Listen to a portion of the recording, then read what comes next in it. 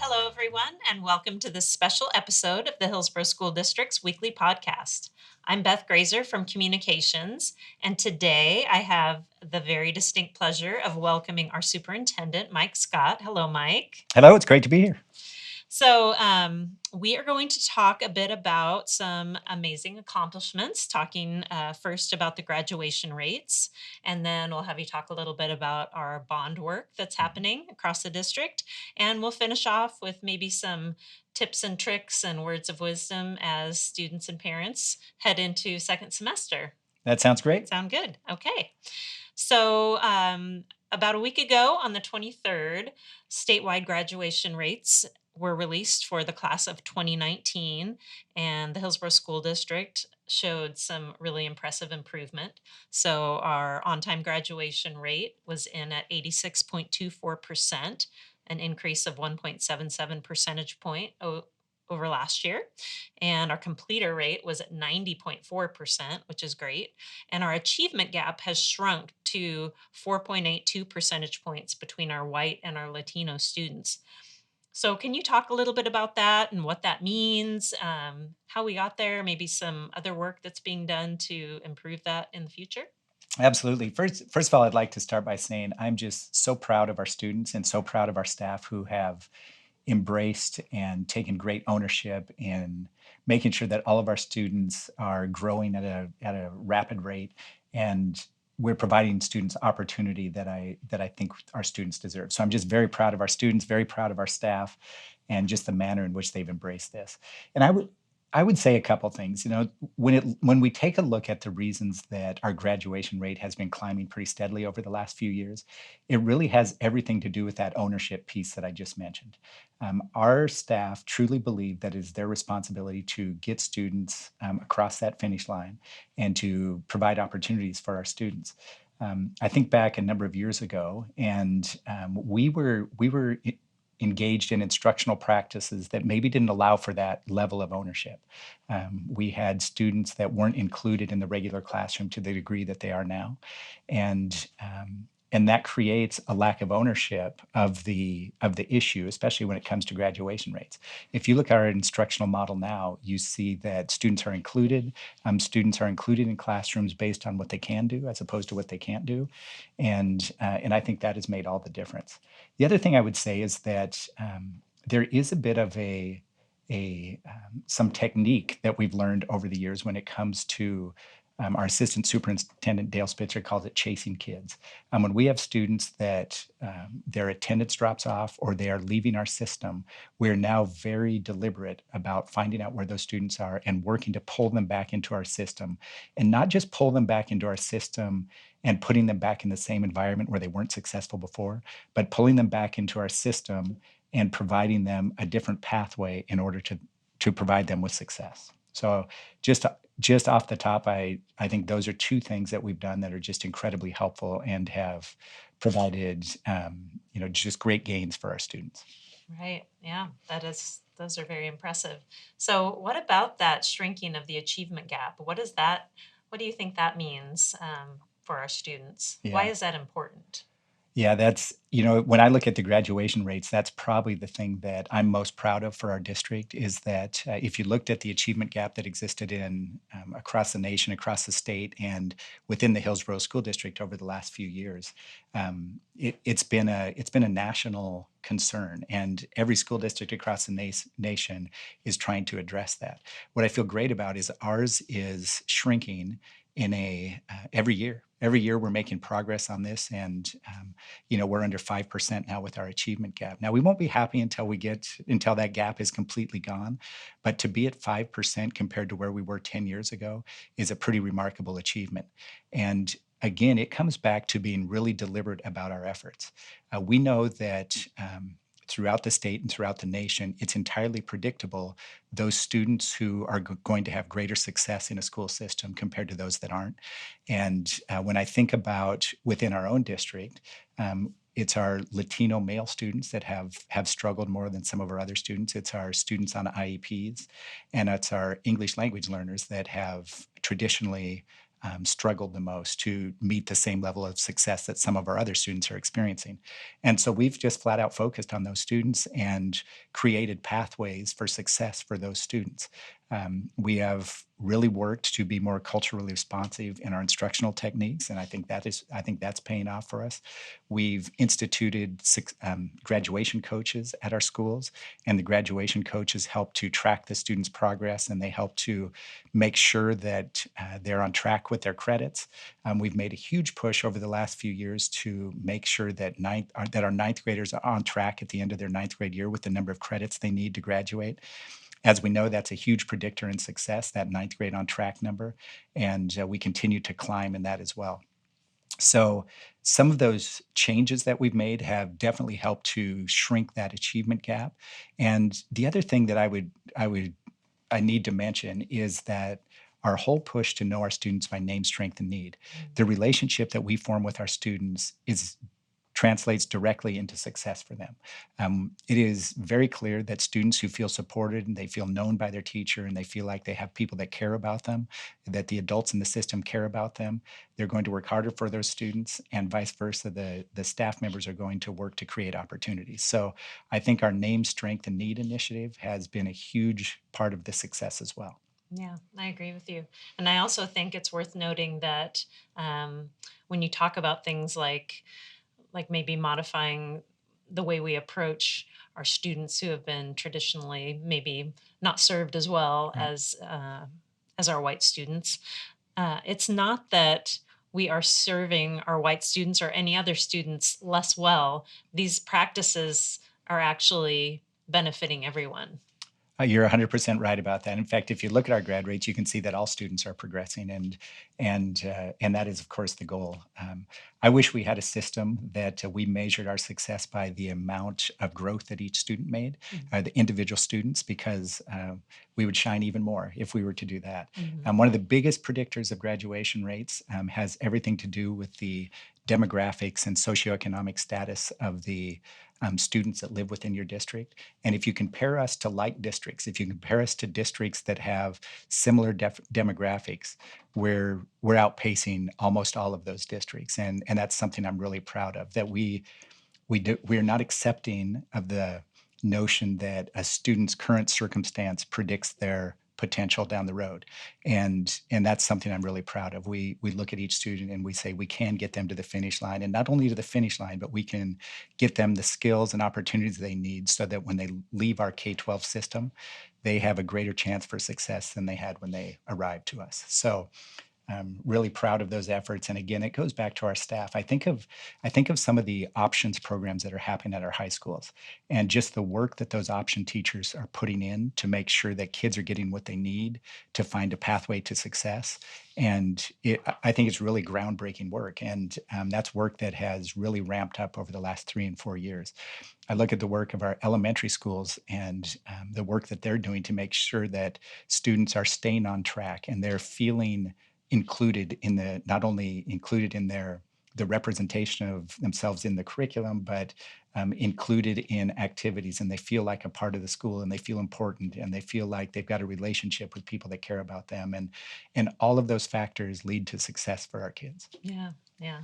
And of course, that whole notion of student voice and interest Mhm. has also been paired with high wage, high growth industries Right. in our community. And so we are actually developing programs that marry those two things that the students have said they're interested in and that actually are needs within our community, which I think is a perfect pairing. Our career and college pathways program, we have a lot of districts coming and talking to us about that. And I think that has everything to do with the high wage, high demand notion that you've just mentioned. We want to make sure that we're providing students with a pathway to a, a sustainable job, to higher education, whichever path they choose. We want to make sure that we're providing those opportunities for them. Yesterday, I was over at Liberty High School and had a conversation with about 15 juniors and seniors. And we talked about this whole idea of electives and making sure that these are meaningful electives that are going to lead them into whatever step they want to take next. And we had students we had students giving us ideas about what those next electives might look like. And the electives really are different than the electives that I experienced as a student. And not that the electives that I experienced were bad in any way, but they were really just short term, whatever interest I had at the time, which I think is important. We want to, of course, play on our students' interest, but we also, as we play on that interest, we want to help them understand what that might lead to in terms of career, or what that might lead to in terms of higher ed opportunities. So, totally agree with you. The career college pathway work is making the education that we're providing our students relevant, and it's making it something that they can be engaged in and excited about on a day-to-day basis. Yeah, excellent. Well, good work happening in HSD. We're all very excited about Thank that you.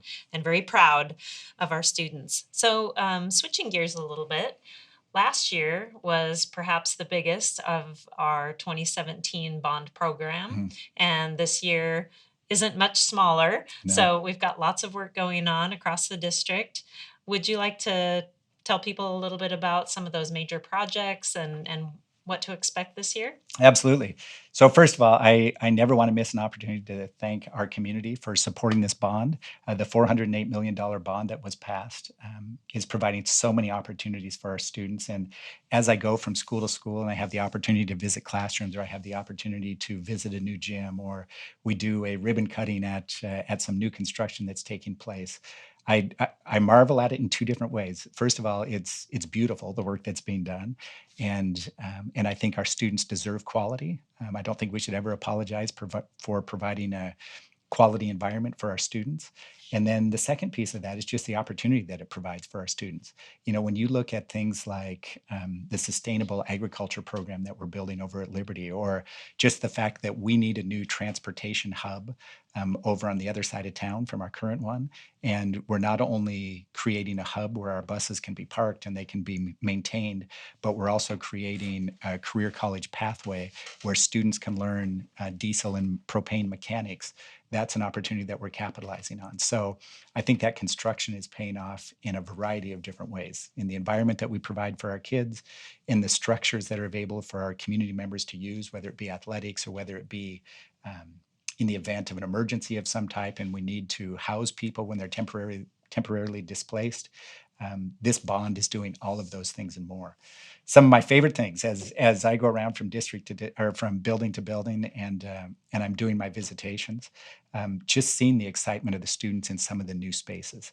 I had a meeting with a student over at Hillsboro High School, and we were in the library, and we were in one of the new meeting rooms that's in the library, and it's high tech, and um, I mean, it's appealing. It's just a much different look than the Hill High Library used to be. And it was just fun to be in that space and seeing the students utilizing it, and accessing technology, meeting in small groups, having teachers work with groups. It was just a fun place to be. Next week, we're going to have the ribbon cutting on the Eastwood Gym. I was over there for a visit, and I had the opportunity to stroll through it just a couple days ago.